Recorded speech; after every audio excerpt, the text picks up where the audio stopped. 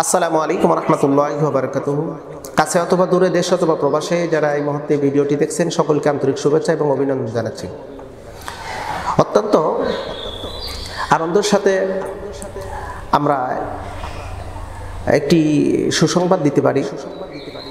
জিলহজ মাসের 1 তারিখ থেকে শুরু করে জিলহজ মাসের 10 তারিখ পর্যন্ত মুমিনদের করণীয় কি এবং বর্জনীয় কি, আমরা এই বিষয়ে কিছু কথা বলবো এবং খুবই গুরুত্বপূর্ণ, যেটা নবী করিম সাল্লাল্লাহু আলাইহি সাল্লামের জীবদ্দশায় যা হয়েছে, নবীজি সাল্লাল্লাহু আলাইহি সাল্লাম যে তার হাদিস থেকে যা আমরা পেয়েছি, জিলহজ মাসের প্রথম 10 তারিখের যে করণীয়, কারণ আমাদের এটা জানতে হবে এবং মানতে হবে।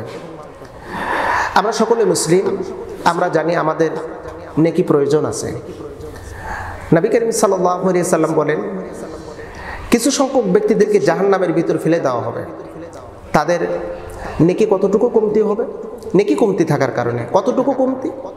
উকুনের ডিম সমপরিমাণ, মাথায় যে উকুন থাকে সেই উকুনের ডিম সমপরিমাণ নেকি কমতি থাকার কারণে এমন সব ব্যক্তি, কিছু সংখ্যক ব্যক্তিদেরকে আল্লাহ জাহান্নামের ভিতর ফেলে দিবে। জাহান্নামে যাওয়ার পরে ওই সমস্ত ব্যক্তিরা বলবে, হায় আফসোস, আমরা যদি একবার আলহামদুলিল্লাহ, একবার আল্লাহু আকবার শব্দটা যদি দুনিয়া বেশি বলতাম, তাহলে আজকে আমাদের জাহান্নামে আসতে হতো না।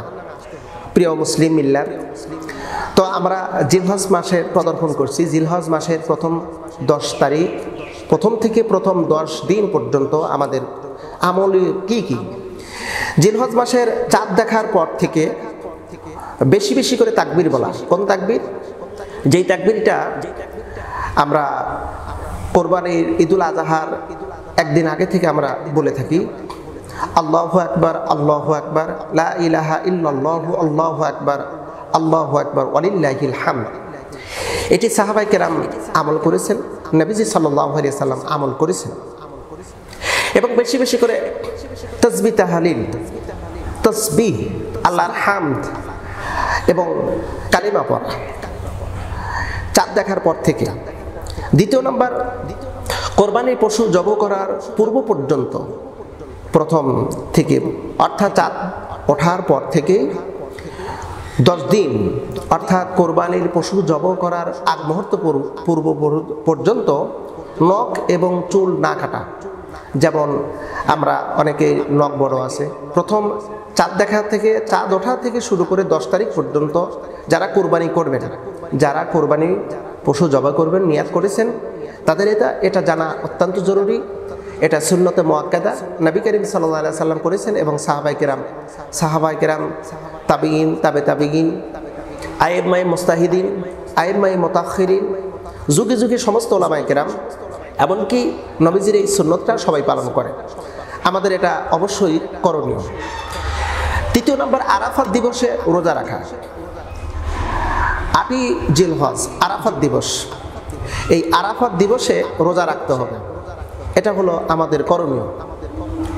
সম্ভব হলে 1 তারিখ থেকে 9 তারিখ পর্যন্ত রোজা রাখা সম্ভব হলে, এটি সুন্নাত। আমরা এই আমলটি করার চেষ্টা করব ইনশাআল্লাহ।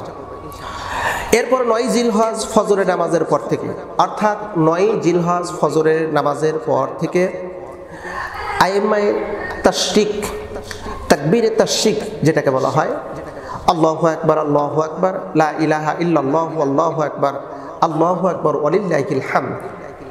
এই তাকবীরে তাশরিক এটা করতে হবে। এটা করার নিয়ম আমি পরবর্তীতে বলবো। এটা 13ই জিলহজ পর্যন্ত এটা পড়া ওয়াজিব। উলামায়ে কেরামদের ভিতরে মতনৈক্য আছে। কেউ কেউ বলেছেন এটা সুন্নত, কেউ কেউ বলছেন না সুন্নতে মুআক্কাদা, আবার কেউ বলছেন না এটা ওয়াজিব।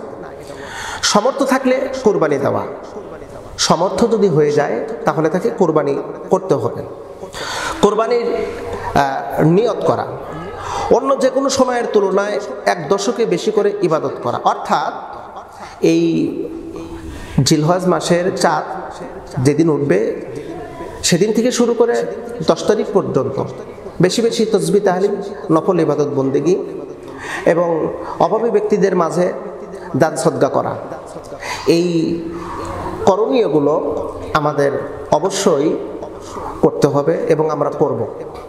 কারণ হলো আমরা মুসলিম, আমাদের একটাই চিন্তা হলো আমরা যেন আল্লাহ পাকের কাছে বিনি হিসেবে যেন আমরা জান্নাতি হতে পারি। কারণ আল্লাহ সুবহানাহু ওয়া তাআলা কোন আমলটি দেখবেন, কোনটি পছন্দ করবেন, কোন আমলের ওসিলায় আল্লাহ আমাদেরকে মাফ করে দিবেন, আমাদেরকে জান্নাত দিয়ে দিবেন, এটা কিন্তু আমরা কেউ জানি না। আমাদের সবার একটাই চিন্তা আল্লাহর জান্নাতে যাওয়া, আল্লাহর পক্ষ থেকে গুনাহ সমূহ মাপ নেওয়া। আসুন আমরা আল্লাহ সুবহানাহু ওয়া তাআলার অনুগ্রহ, আল্লাহ সুবহানাহু ওয়া তাআলার রহমত কামনা করে আমরা জিলহজ মাসের 1 তারিখ থেকে শুরু করে 10 তারিখ পর্যন্ত এই সমূহ আমলগুলো করব। আল্লাহ সুবহানাহু ওয়া তাআলা আমাদেরকে তৌফিক দিক। আমা তৌফিকে ইল্লা বিল্লাহ ওয়া মিনাল্লাহি তৌফিক। আখির দাওয়ানা আনিল হামদুলিল্লাহি রাব্বিল আলামিন। আসসালামু আলাইকুম ওয়া রাহমাতুল্লাহি ওয়া বারাকাতুহু।